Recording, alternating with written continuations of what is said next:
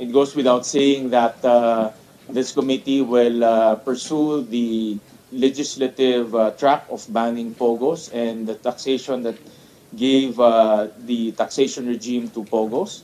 Um, the bill calls for online gaming. No? So the other track that we are taking will be the banning of Pogo in line with the presidential directive during the SONA.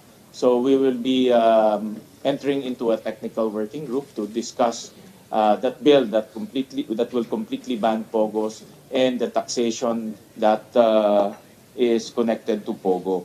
The other aspect of this bill, and this is part of the bill that was filed by Senator Cayetano and Senator Villanueva, is to ban online gaming, and that includes taking bets from domestic or from local sources. And this is what we want to discuss today. Last time we had a broad discussion on the concepts. We requested PAGCOR to supply us with information, and we thank PAGCOR for giving us information.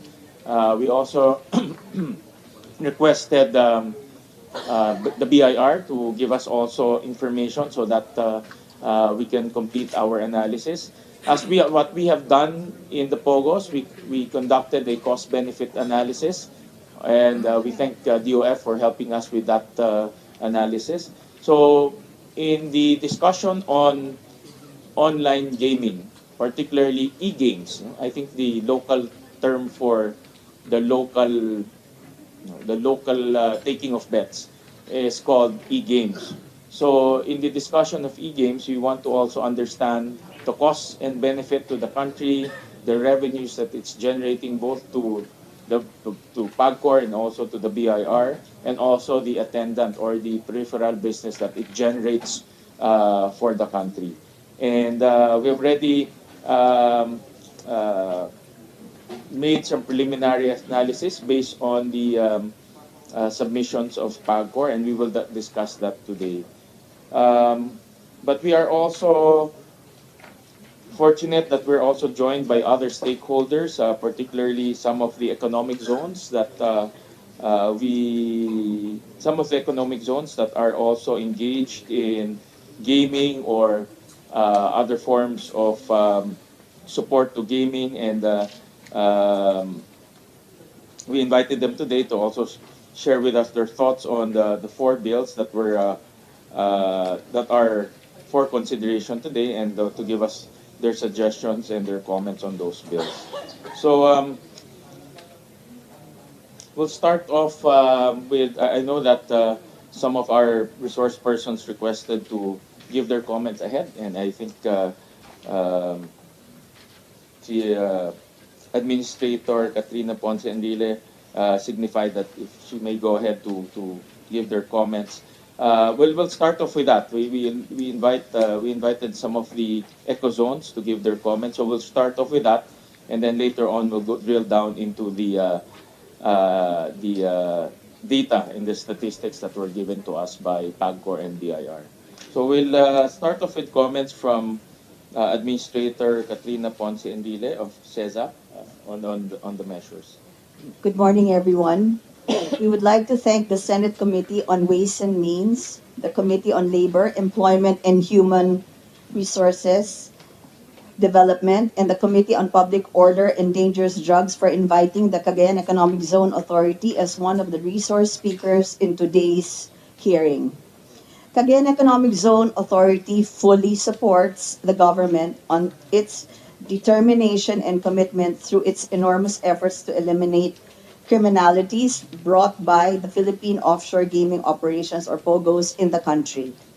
Further, we agree to the total banning of offshore gaming operations that were licensed by the Philippine Amusement and Gaming Corporation or PAGCOR and other offshore gaming operations of the same nature.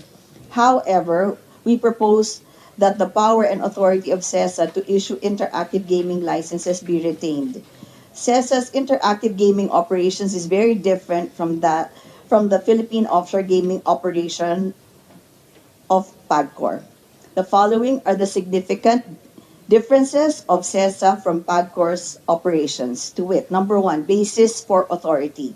CESA's iGaming jurisdiction and authority comes from Republic Act 7922, whereas PAGCOR's Pogo authority came from Executive Order Number 13, Series of 2017. CESA, under its charter, has been given the authority to accept, accredit, and allow enterprises organized or domiciled in the Philippines or any foreign country. It is also given the authority to issue licenses on games and amusements. PAGCOR's charter, on the other hand, does not include operations outside the jurisdiction of the Republic of the Philippines. PAGCOR's charter and authority is territorial to the country. CESA is purely regulatory. PAGCOR regulates and operates at the same time.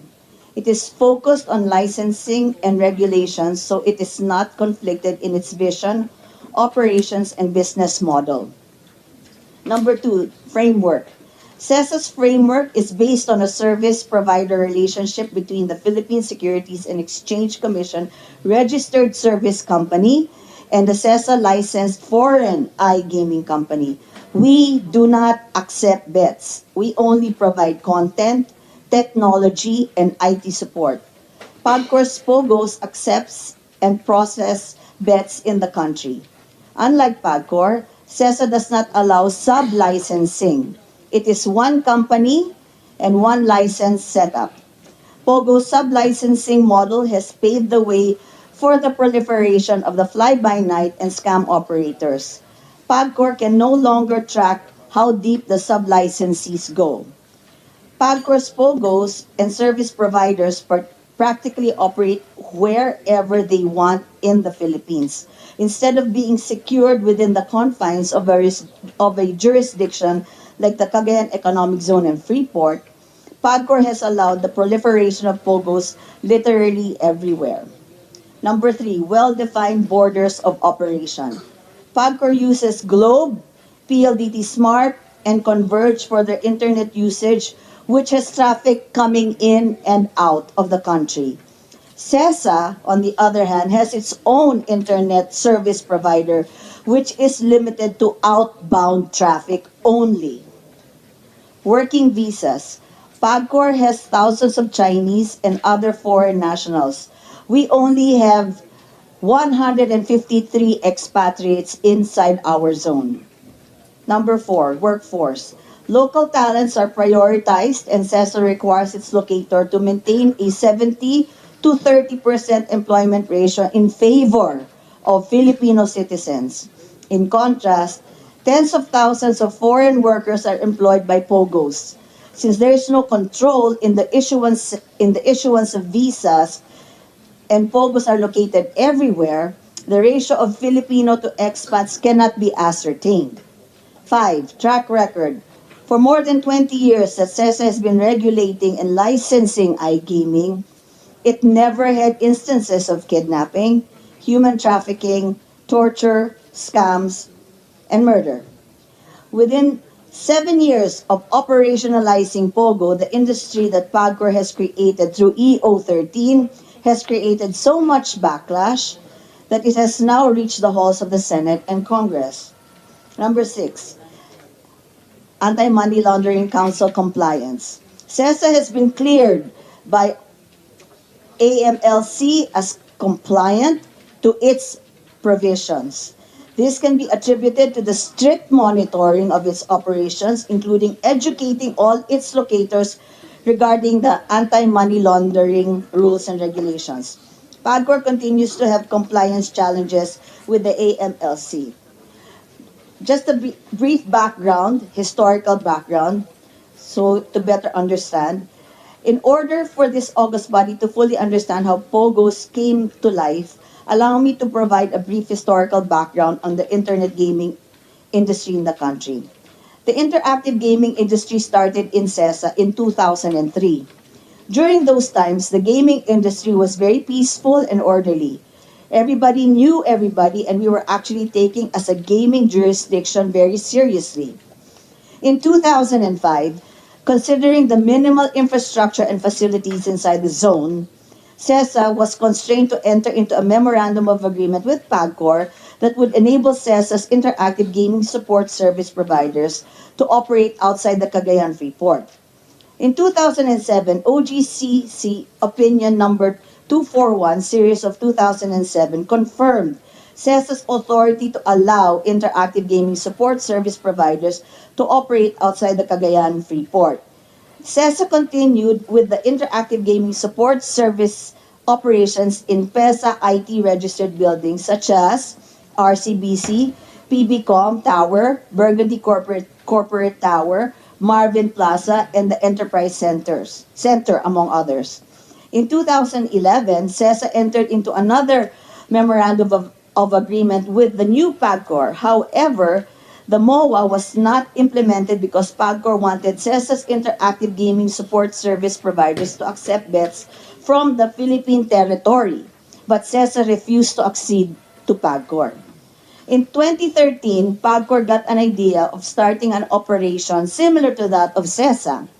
It was in the same year when PAGCOR and Prime Investment Korea, or PIKI, had entered into an agreement allowing the operation of gaming tables equipped with high-definition cameras, voice-over internet protocol facilities, and other internet data facilities in Midas Hotel. Later on, the operation spread to Soler, City of Dreams, Resorts World, and then Okada. In 2017, former President Duterte issued Executive Order Number 13, mandating all gaming and gaming-related activities to operate inside the territorial jurisdiction of the authority that issued the license.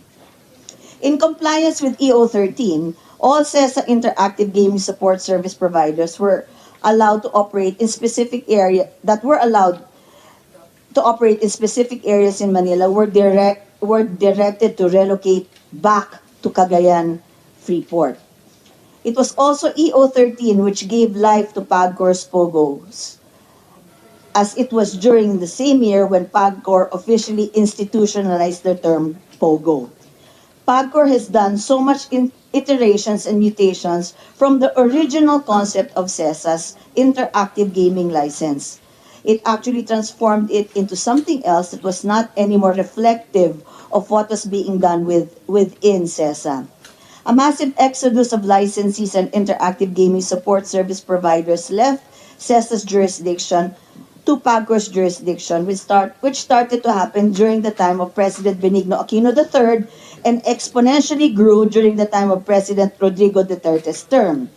From CESA's 300 interactive gaming support service providers and IG licensees, CESA was down to approximately 30.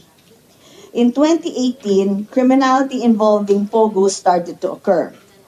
This was confirmed by former PAGCOR Chair Andrea Domingo during the Senate hearing last July 29, 2024. In the committee chaired by Senator Ontiveros, in the committee chaired by Senator Ontiveros. Such criminality likely occurred due to the absence of the fundamental regulatory conditions of PAGCOR when it started to regulate offshore gaming. As admitted by former Chair Domingo, they were still studying how to regulate online gaming when they already launched Pogo, which was a flawed replica of CESA's iGaming structure. I have a question. I was actually looking at the list of resource persons, and I was asking my staff if we had invited someone from the office of the president, but the closest person to the office of the president is PAOK, Secretary Yusek Gilbert Cruz. So I want to ask if the executive order to operationalize the pronouncement of the president to ban pogos have been promulgated already. As I understand it, the process will be, based on news reports and also from the hearings. I also heard the chairman of PAGCOR mention that an executive order is forthcoming. May I ask PAOK if the executive order has been released or will be released, and when will it be released? The executive order, Mr. Chair, will be released probably in 2 weeks' time. I've seen the draft, and I think in 2 weeks' time. Is it possible to ask what are the broad concepts inside the executive order? considering that we are also talking about banning online gaming to include uh, offshore and domestic betting activities. Meron na bang mga broad concepts, for example, definitions, things like that? Actually, Are you sir, at liberty to discuss that, Yusek? not yet, sir. Pero I can say, sir, doon lang po, sir, nagkakaproblema as to the paano yung magiging implementation. But the definition of terms is already there, sir. What's commonly being used here, sir, is already there. Yung nakikita ko nilang, sir, na pinag-uusapan talaga is the concept of the operation and how it will be disseminated, sir.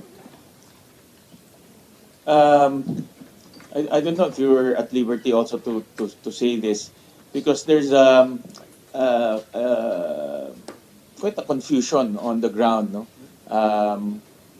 What encompasses Pogos, no? I think we all understand the Pogos that we read in the news, wherein yung mga nare-read nyo, no? Yung mga nare-read nyo, and a lot of these companies, they thrive on getting bets from China, but behind it also they operate as scamming activities and other activities. No? But the front is offshore gaming company getting bets from China. But there's now from all the hearings that are being conducted here in the Senate, there's an entity now arising, but it's also showing confusion, and this is the service providers. No? I think PAGCOR, under the PAGCOR regulation, it's called special class BPOs. No? And from what I understand, and we're still doing due diligence, is this type of BPOs, no? Do not get bets, but only provide services to gaming companies outside of the Philippines, from what I understand. I'm not sure if they also provide services within the Philippines. No? Again, I don't know if you're at liberty to say this, but are those part of the Pogo banning in your knowledge? If you don't know yet, then okay lang to say no, no, because that's also we will just wait for the executive order to come out. No? But if you are at liberty or knowledgeable whether those type of entities will be included in the ban, we would like to know if they're also banned. Sir, I think after the drafting no, of the executive order, we'll be calling for a technical working group, and that's to include the PAGCOR and other agencies involved, sir. Just to make sure everything na kailangan dun sa executive order will be touched. Like yung sinabi niyo po, sir, I think that will be sa shop po, sir, ng PAGCOR yan. So, the technical working group na patatawag po before the final draft will be released. Okay. And then do you also know, again, no, whether you're liberty or not? You can decline to answer. How about the what we call e-gaming, you know, the ones that are taking bets domestically? Are those included in the ban? Again, sir, that will be part of the discussion with the PAGCOR, perhaps, sir, during Okay, all right. Okay. the TW. Okay. Not to preempt the executive order, but so the timetable, but definitely the timetable will be in the next 2 weeks. We'll just take note of the discussions here, Yusek, because kayo yung pinakamalapit to the palace, no? That's why we figured that you are the best person to give us some updates on the executive order. And I believe that the executive order will lay down the details on the complete banning of Pogos. No? Chairman, do you have any comments to that executive order? Meron ba kayong knowledge about that executive order, or it's also the same with Yusek Cruz? Morning, Mr. Chairman.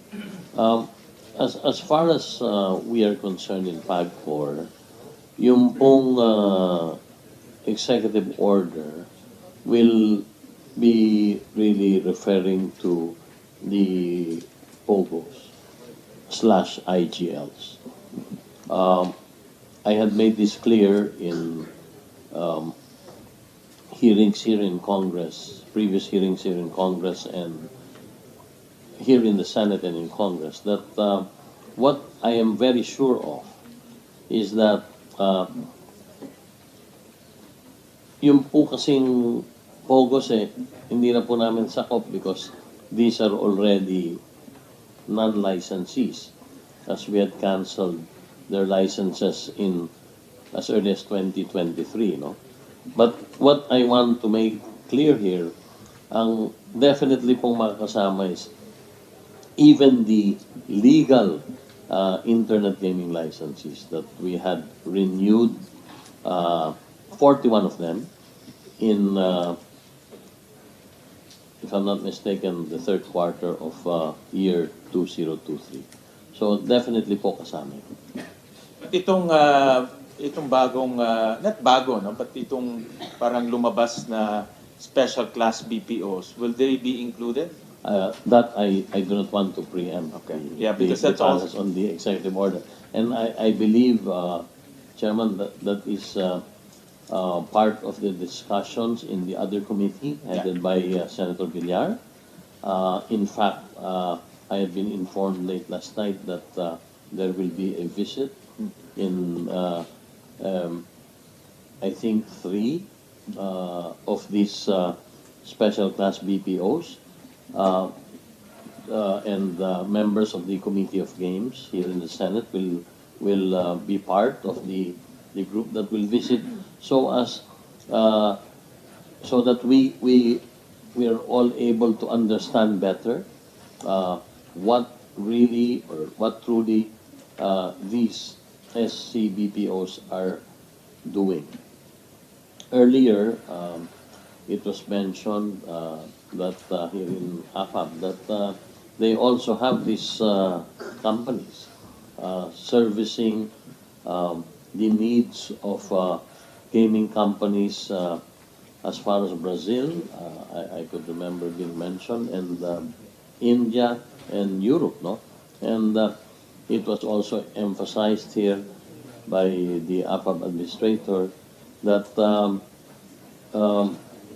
the companies that are operating in the AFAB area does not also take bets, but rather just service the backroom operations of the said companies. I think that is the same with CESA, as mentioned by Secretary Enrile earlier, and it also goes for the SCBPOs that under my administration in PAGCOR, we have given close to about 16 licenses, 14 to 16 licenses. And truth and in fact, Mr. Chairman, there are now more companies applying, but we have suspended the processing of the said applications primarily because we want to make clear as to what will be part of the executive order that, according to Yusek Cruz, will be issued in the next 2 weeks. Thank you, Chairman, for that. So let's be clear about the fundamental difference between Pogos / online gaming versus special class BPOs / service providers. Just for the information of everyone who is interested in this topic, the special class BPOs / service providers do not accept bets. Tama? Yes, you're right, Mr. Chairman. They do not accept any form of bets. Their main the main thing that they do is serve as backroom operations of big gaming, legitimate and big gaming companies based all over the world. And one of the requirements we have set in the application process is for these companies to submit to PAGCOR the copies of their contracts with the said um, companies they are servicing based outside the Philippines. So, I wish to take for everyone to take note also in your question whether they service Philippine based. I would like to say that they do not. What we have been licensing in the last 2 years, Mr. Chairman, are companies that service overseas gaming companies. And most, if not all, our present licensees service land-based operators coming from the different parts of the world. For that, I can see Administrator Katrina nodding her head. Is it the same in CESA? You mentioned earlier that CESA is a host to interactive gaming service support providers. Are those the same as special class BPOs? In a sense More that or less, we just give content, technical support, and IT support. there's no No, betting. no bets at all because we don't have inbound. Our ISP is only outbound. We block any inbound traffic. That is the difference between Pagcor and us because Pagcor uses Smart Globe. We have our own internet service provider